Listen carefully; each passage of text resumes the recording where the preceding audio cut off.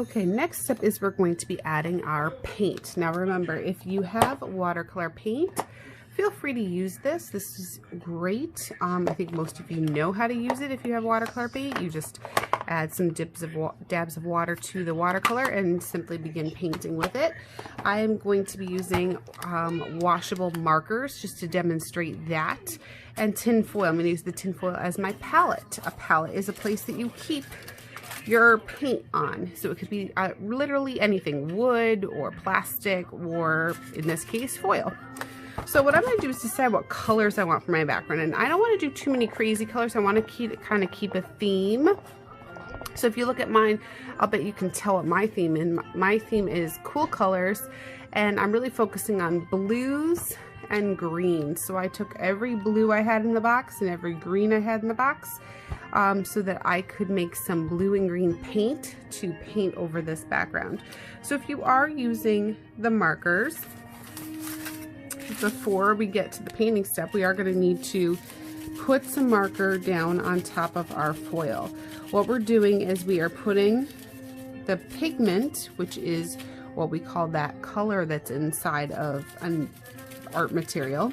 We're going to put the pigment down onto the foil. If I was to touch it with my finger, it would still come off on my finger. It's not going to dry there. It might dry a little bit, like this has been sitting there for a while, so it dries now, but if I add water to that, it's going to turn right back into paint again. I'm going to put my colors that I want down.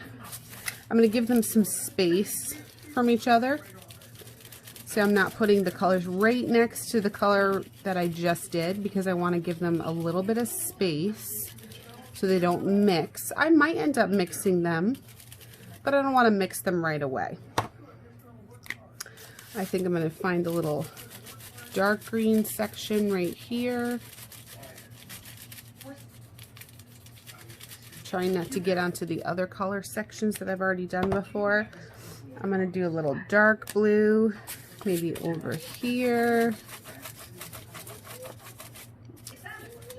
So you just want to put some nice big swatches of color down so that you have some to work with. I'm going to put this last sort of purpley blue, kind of more like purple, honestly, but that's okay. Over there. All right, so once I have my colors down, you can put them away, or you can set them aside because you might want to get more as you're painting.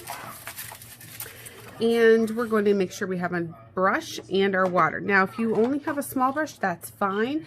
If you do have a bigger brush sometimes works a little better because you can get it all down quicker.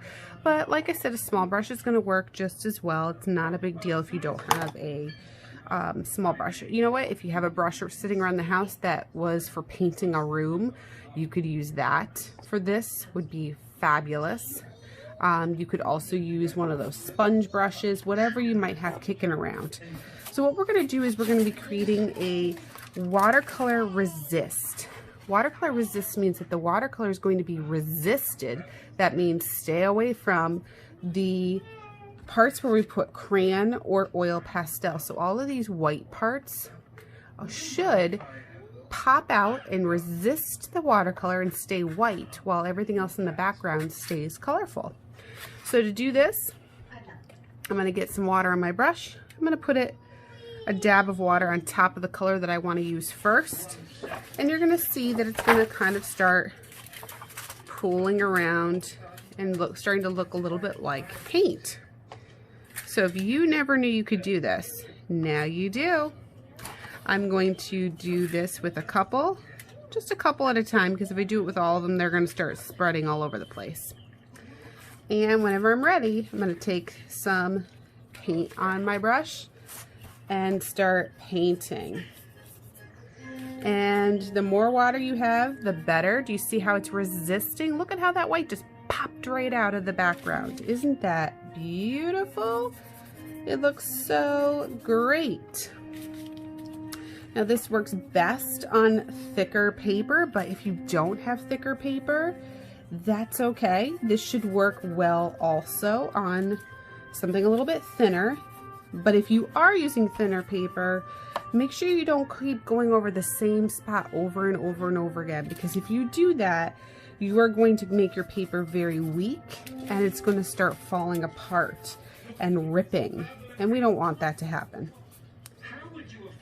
So you should be able to see by now how when I paint on top of wherever I use crayon or oil pastel, see, it looks exactly the same. They both work. You will notice that your watercolor will start resisting the paint. And it will stay white while the rest of it gets painted in. And notice how I'm going back and forth between colors because I want to kind of make it a fun, wild set of colors. And I'm running out of paint here, so if you need to, you can always stop what you're doing, add a little more marker, and then keep painting. Or you can start dabbing into some of the other colors that you may have left yourself so that you can continue your painting process.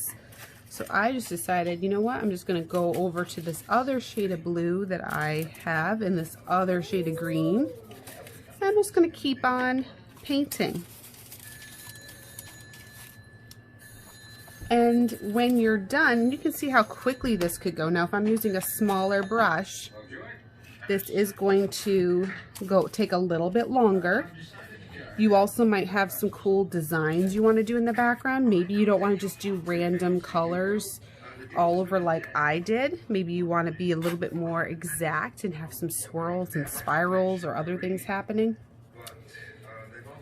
You can go back over and add a little bit to places where you think you want a little bit more, but like I said, even if you're using thicker paper, I recommend really not doing that too much because that's when things start getting weak. When you get the paper too wet, it gets weak and it starts ripping and breaking on you, and that is not good.